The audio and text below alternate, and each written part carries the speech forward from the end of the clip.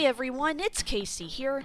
It's been quite a while since I posted a drawing video, so I thought now would be a good time as any, especially considering that I finally hopped on the bandwagon and created a Spider-Sona. Ever since Into the Spider-Verse came out, there's been an explosion of people creating their own spider-themed characters, and all of them have been so creative and diverse. So now with the recent sequel Across the Spider-Verse having come out and having loved it so much, I finally broke down and made a spider character of my own. And you all get to see the process as I sketch her, ink her, and finally color her.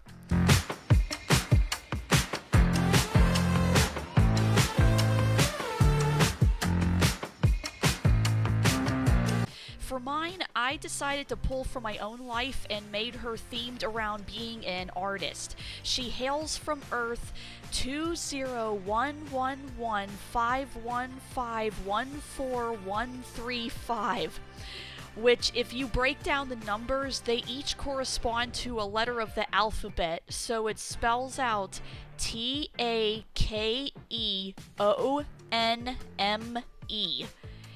Yeah, it's a reference to the Aha music video for Take On Me, which is what this universe would look like stylistically. Very sketchy, with surfaces looking like crinkled paper and cardboard and such.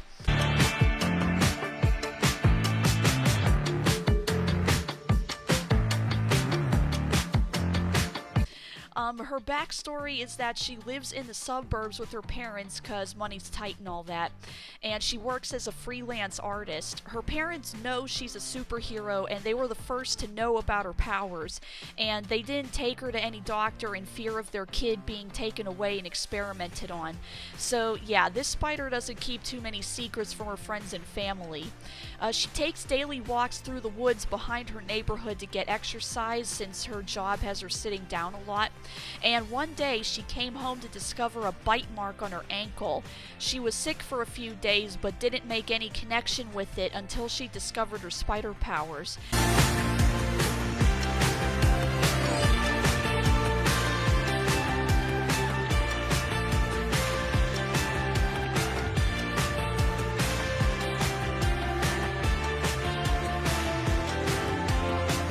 Prior to the bite, a truck from a science lab went off-road and crashed, dumping all sorts of chemicals and other hazardous material in the woods by her house, so she theorizes that's how the spider bite gave her her powers.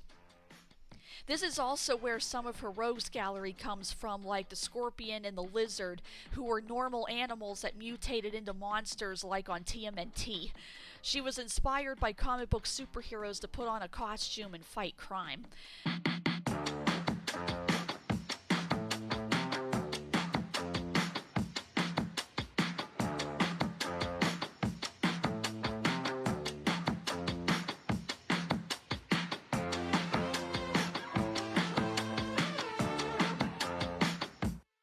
Though honestly, she tends to stick to the suburbs more often than not, stopping normal crime most of the time and then doing community service. But she's not afraid to fight the occasional monster or supervillain if it comes up. She has both organic and synthetic webbing. The organic webbing shoots from all of her fingertips, and she's able to sew and draw all sorts of designs and patterns with the webbing that way. This is also the webbing she uses to web sling around, but since she tends to patrol neighborhoods, she uses roller skate shoes and tons of parkour to get around.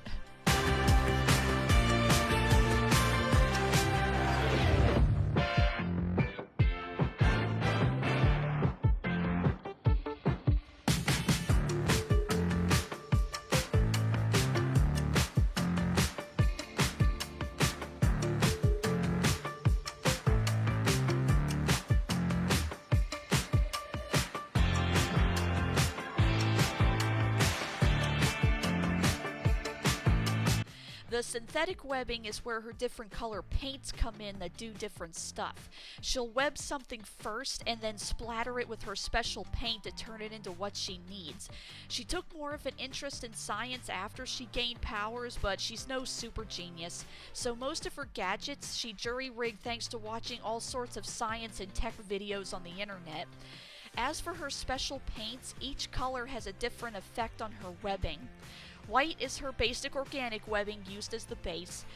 And so for her paints, she has red, which is fire or plasma webbing. Orange turns webbing into plastic explosives. Yellow gives webs an electric charge. Green is acid webbing. Blue is ice or freeze webbing. Purple turns webbing into this water-like oil slick. Brown turns webbing rock hard like stone.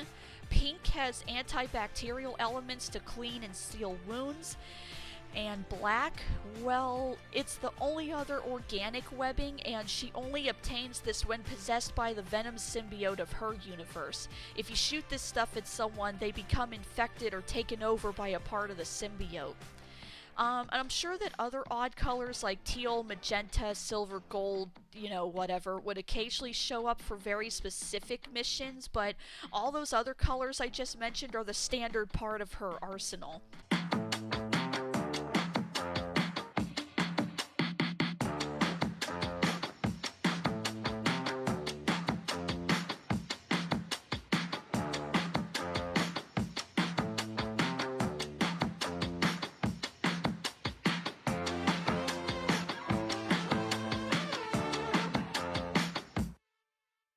As I was trying to design her, the first thing I thought of was a standard Spider-Man suit, but with blue painter's overalls that have plenty of pockets to store tracers, extra paint pellets, and other gadgets. And while I love the overalls idea, the rest needed a more unique spin. So I went with a t-shirt underneath, as this girl's gonna get messy, like, a lot.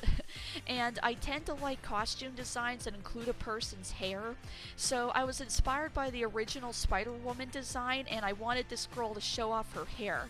But it's not her real hair. Her real hair is tucked away underneath because you gotta preserve identities and all that. So I went with long neon blue hair that helps her stand out more. It's just a wig that she built into the mask. Blue hair. I wonder where that idea came from.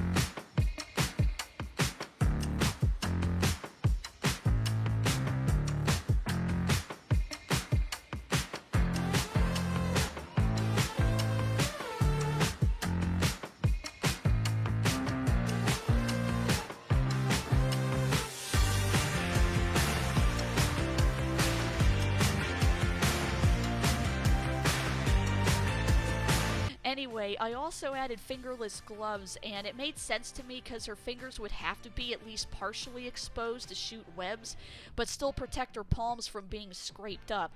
And as I was sketching, I kept feeling like something was missing, so I added the beret at the last minute to complete her artist look.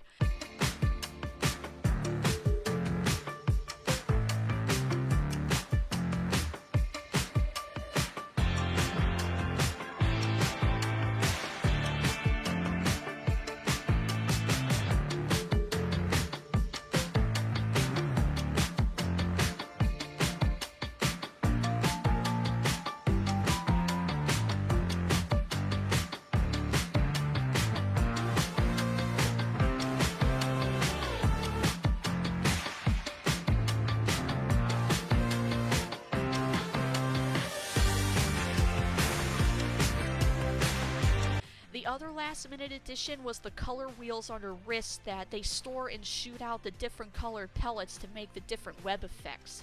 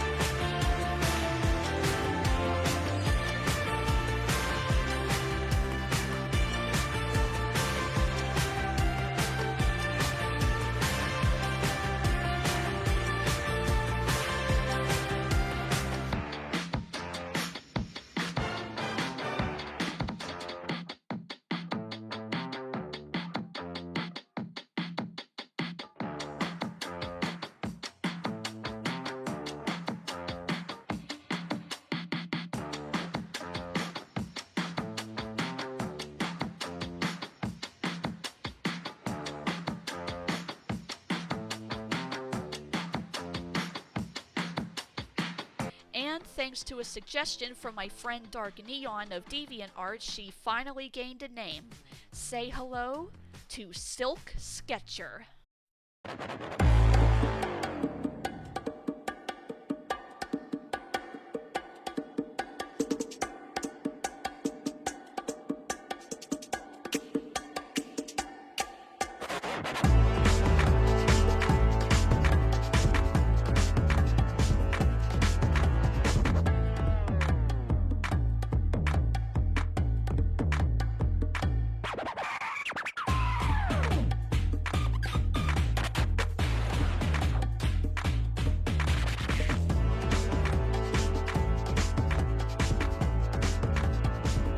And there you have it, folks, my Spider-Sona Silk Sketcher. I had a really fun time designing and creating her, and it was nice to take a break for a bit and just do something purely self-indulgent. If any of you out there have your own Spider-Sonas that you'd like to share, then by all means leave a comment and tell me all about them. But until next time, thanks for watching, thanks for listening, and bye-bye.